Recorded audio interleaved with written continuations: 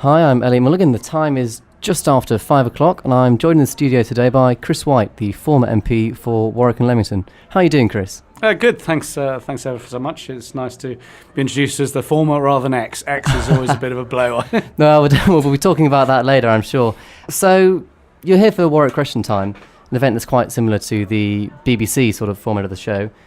Have you done it before over the past 7 years? Yeah, I have, and Okay. I understand it's one of your sort of big events of the year. It's giving everybody in a couple of departments, politics departments and economics departments, a bit of a flavour of what they might expect over the year. It's a fairly big topic, globalisation. Yes. So I don't know how they're going to fit all that into an hour and a half, but looking forward to it. That's good. And so for those listening who might not know who you were the MP for Warwick and Leamington from 2010 to 2017. That's correct. And you lost your seat to the Labour candidate Matt Weston.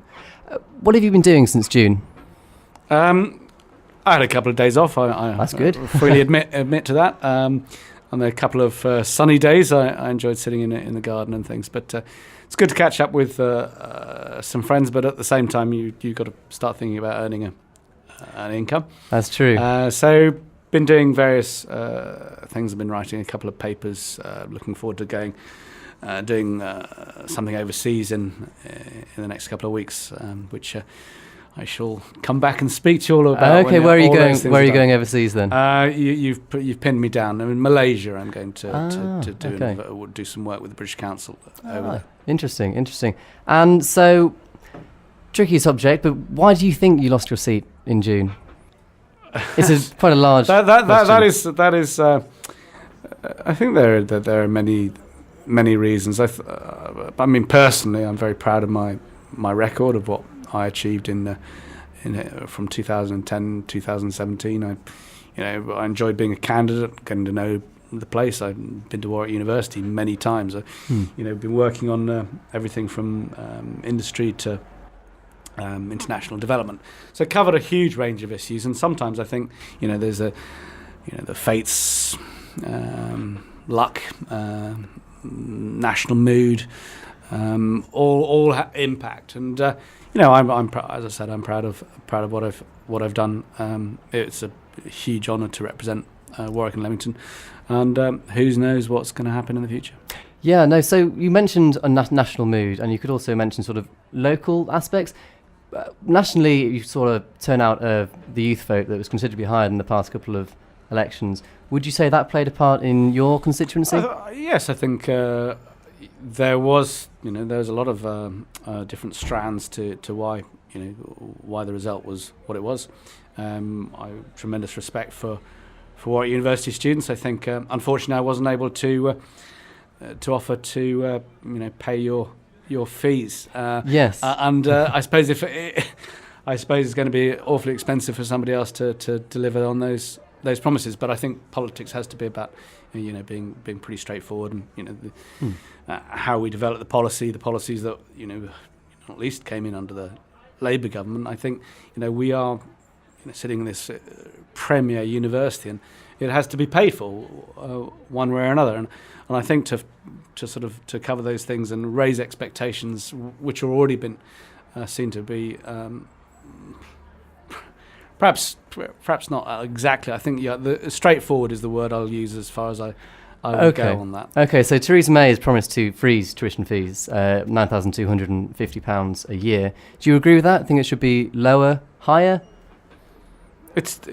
Obviously, I'm going to sound like an opposition candidate. Obviously, it'd be great to have as low a figure as possible. Yeah. But at the same time, you do have to pay for the resources, the environment which we're sitting on. And I think that does have a figure. And I suppose who the question is at the end of the day is who pays for it? Is it somebody that benefits from the university experience, or is it somebody that doesn't benefit from the university experience? And I think that as part of what we're going to be talking about this evening, globalization, is how do we compete in a very a very changing world. And I think we need to have the absolute best world-class graduates, which I know Warwick delivers and regularly delivers, and not least in the last a very short, brief lifespan of 50 years. It's an amazing place. It needs to attract the best. It needs to attract the best lecturers. It needs to attract the best research.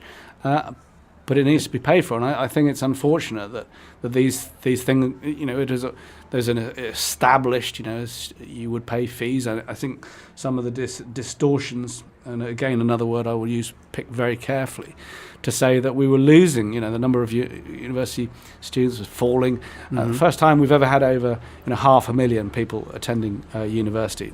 People saying that it's putting off people from disadvantaged backgrounds. We were seeing that more people from disadvantaged backgrounds were attending university. So I think we've got to be very clear on these things. And I think part of the argument, you talk about Theresa May and where the figures should be, part of it is about being honest with where we are. Okay. So we mentioned Theresa May there.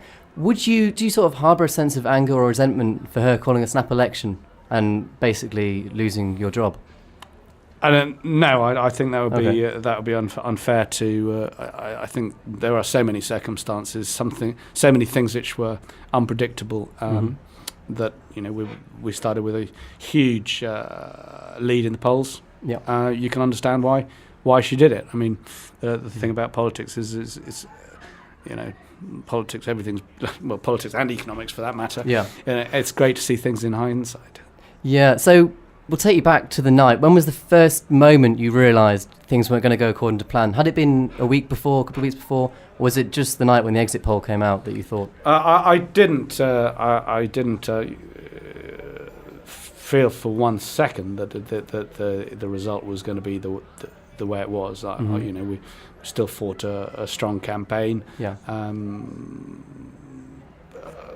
Did what was needed to be done and knocked on the doors, put out the literature, went to the hustings with not confident. I think that would be sound like complacency.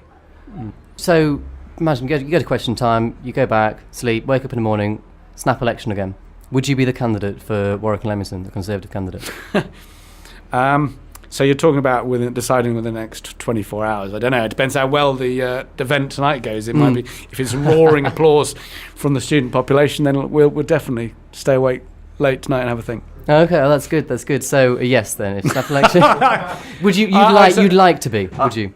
It is. I mean, I cannot stress enough what an extraordinary job it is, and having the chance to do things and make a difference. Okay. It's a super privilege, and. But at the same time, you need to earn a living. Okay, I'm going to take that as a yes. I would like to. Well, I would take it that you desperately. This is an endorsement from Raw. Well, I can't say that officially, but do you think the next government will be a Labour government? I would have to say that I would hope not. You'd hope not. So Matt Weston is now the MP for Warwick and Leamington.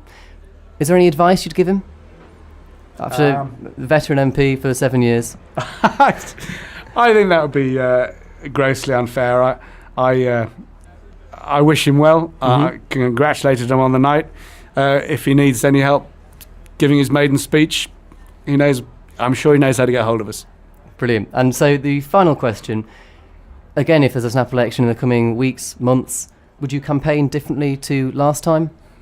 I don't. What's the song? Bigger, better, faster, more?